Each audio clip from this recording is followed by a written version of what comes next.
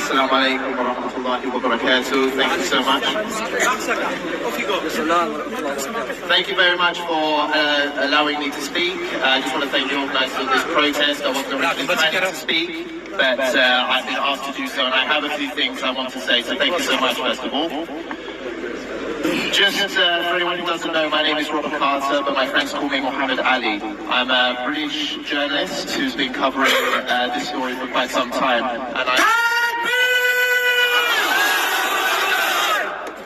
and alhamdulillah, I'm also a Muslim. I converted to Islam when I was about 16, 17, and I can say without a shadow of a doubt, it was the greatest decision I ever made in my life. The greatest decision I ever made in my life, and I'll tell you why.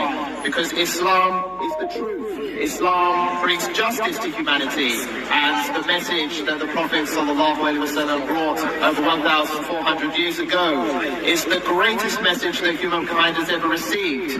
Now, I have a message to the Swedish authorities. I may be English now, but my ancestry comes from Scandinavia, so alhamdulillah, I am proof that a Scandinavian can embrace Islam and make it a better person. Sweden, your fear, your irrational ignorance regarding Islam and regarding Muslim immigration to Europe is based on a shameful disregard for understanding what truth and justice is really all about. You claim to be a great example of democracy, a great defender of freedom of speech, but yet you are the burners of literature, the burners of poetry, the burners of one of the greatest message, the greatest book that has ever been created in this dunya, the Holy Quran. You guys are hypocrites, shameless hypocrites, who do nothing but defend hate speech by a minority of extremists and hate preachers. You should be ashamed of yourselves. How dare you try to lecture others, particularly those from the Muslim world, about democracy and freedom of speech and human rights when you promote the destruction of literature, the destruction of books like Nazi Germany did. Shame on you! Shame on you!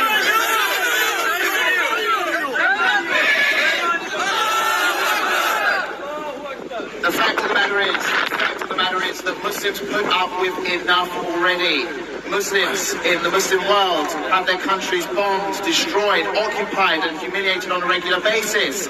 Muslims living in the West have their hijabs ripped off just because their name is Muhammad or Abdullah. They're denied job opportunities, they're discriminated against, they're treated like second-class citizens across Europe.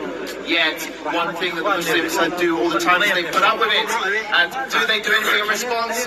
Barely anything. But what they do say is that our red line, you can insult us, you can discriminate against us personally, but don't even think that you're going to try to humiliate or attack or desecrate our beloved Holy Quran, our beloved holy religion, our beloved legacy and image of the Prophet ﷺ, because if you do that, then there will be a reaction like you have never seen before. And I'm talking about Muslims utilizing all means, peaceful means, at their disposal to pressure you, to sanction you, to shame you, to humiliate you as you deserve. How dare you lecture the Muslims on how to behave as if we are somehow backwards or barbaric savages. We are going to lecture you on what freedom of speech really is by using it with Islamic ethics, which is about peace, justice, and defending human rights, inshallah.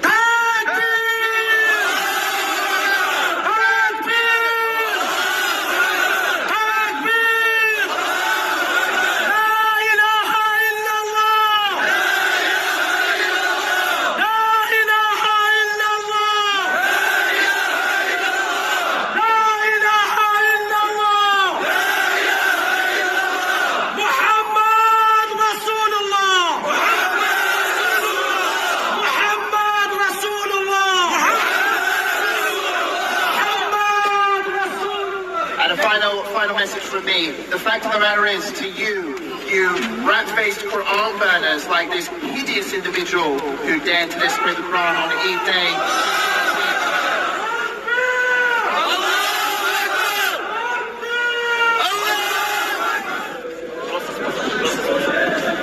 Okay, final message from me to all of those who burn the Quran, all of those those rat-faced individuals who think that it's acceptable to behave this way against one of the most beloved holy scriptures on the planet, to offend 1.8 billion Muslims around the world. My message to you is that your actions are as pathetic as you are, because the Quran has been memorized by millions of Muslims around the world. You can burn as many Qurans as you want, but as long as there is Muslim breath still alive today, the message of the Quran will continue to spread. It will continue to grow. Inshallah, in my lifetime, Islam will be the largest religion on this planet. Islam has survived the greatest, most powerful empires have attacked Islam, have attacked the Muslim world. The Mongols, for example. And what happened in the end? They converted to Islam, inshallah, and Islam continued to spread. So my message to you is clear. Do what you want. Allah is the greatest of planners. Allah subhanahu wa ta'ala will humiliate you in the end, just as he humiliated Sweden previously. And I urge the Muslim world to continue his actions, to defend Islam, to defend Allah and his message, because ultimately, if the Muslim world comes together, then there is nothing stopping us. And I think that the numbers that we've seen come out globally, putting Sweden on the back foot, making them apologize and admit that their actions has been Islamophobic, that is the greatest victory that we can achieve. We don't even need Muslim governments to force this. We just need to utilize the power of the Muslim Ummah through mobilization. Thank you very much. Assalamu alaikum wa rahmatullahi.